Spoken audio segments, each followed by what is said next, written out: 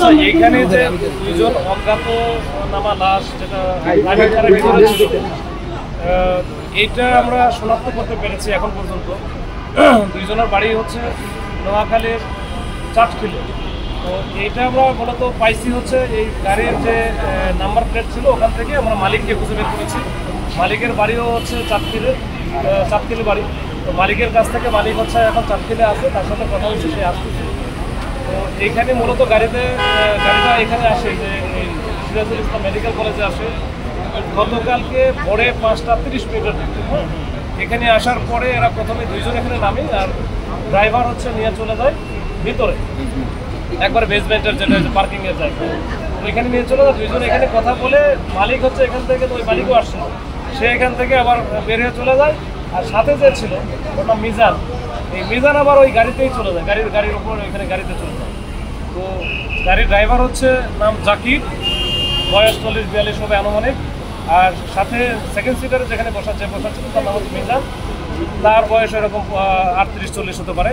তারাও একই এলাকায় বাড়ি এবং এরা পরস্পর সম্পৃক্ততা আছে বা এদের হচ্ছে চেনা জানা পরিচয় আছে। তো এইখানে যেটা আসার কারণ হচ্ছে এখানে একজন ওই এলাকার ভোমাতলি এলাকার একটা ছোট বাচ্চা, যে জুবাইয়ের নাম, ওই বাচ্চাটার এখানে একটা অপারেশন আছে, লিঙ্গের কিছু একটা আছে, এটা অপারেশন হয়েছে। এই অপারেশন তার কালকে রিলিজ হওয়ার কথা ছিল। এই রিলিজ হয়ে এটা যেন তাকে নিয়ে যেতে পারে এই জন্য এই গাড়ির সাথে বা গাড়ির মালিকের সাথে যোগাযোগ করছে। যোগাযোগ করলে ওই গাড়ির মালিক আবার ঢাকাতে যেহেতু আসবে, ওই জন্য বলছে ঠিক আছে তাহলে আমরা ঢাকাতে এসে নেমে যাই, এরা গাড়িতে করে নিয়ে চলে যাবে। পরবর্তীতে শোনে যে গতকালকে আসলে রিলিজ দেয় নাই। তখন এরা আবার ওদেরকে সাথে যোগাযোগ করছে যে আমার গাড়ি লাগবে না, এটা আমার একদিন পরে হয়তো আমাদের ডাক্তার রিলিজ দিবে, এই বলে তারা কিন্তু আবার ওদেরকে মানা করে দিচ্ছে। তো এর মধ্যে যে মালিক সে এদেরকে চেষ্টা করছে গতকালকে থেকেই যে রিস্ক করা ট্রাই করছে, কিন্তু এদের কোনোভাবে মোবাইলে ঢোকে নাই। তার কারণে বেসমেন্টে আসলে একটু নেটওয়ার্কের প্রবলেম আছে, তবে কিছু ফোন ঢুকছেও কিন্তু রিসিভ হয় না। তখন এরা ওর মধ্যে একটা ইয়ে ছিল যে এরা গেল কোথায়, এই সেই অনেক বিষয়টি ছিল। আজকে আমরা যখন জানলাম, যখন ফোন দিচ্ছি, তখন সে বললো যে আমি কাল থেকে তো ট্রাই করতেছি, ওরা তো পাচ্ছিলাম না। এই হচ্ছে বিষয়।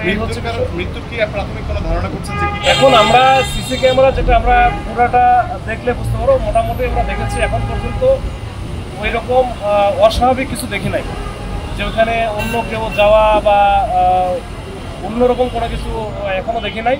তবে আমাদের এখন অনেক বিষয় বাকি আছে, এগুলো আমরা আসলে মিলাইতেছি। থরলি একটা ইনভেস্টিগেশন করতে হবে আমাদের, করার পরে আমরা বুঝতে পারবো যে এই দুইটা ঘটনা এই ঘটনাটা কেমনি কিভাবে ঘটলো, এটা আসলে তারপরে বুঝতে পারবো।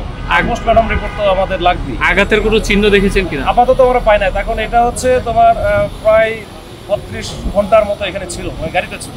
আর বেসমেন্টে তো অনেক গরম, আর যখন গাড়িটা লক করা থাকে, কোনো এসি থাকে না, তখন তো অস্বাভাবিক গরম থাকে। এইটার কারণে আমার মনে হয় যে লাশটা 3-4 দিন পরে যে অবস্থা হওয়ার কথা ছিল, সেটা মোটামুটি 1 দিন বা 1.5 দিন পরে কিন্তু তার এই অবস্থা হচ্ছে। ওই জন্য আসলে ইনজুরিটা ঢাকা মেডিকেলে নিয়ে যাওয়া হয়েছে। ঢাকা মেডিকেলে, হ্যাঁ, এটা পোস্টমর্টম করলে বলবো। ধন্যবাদ।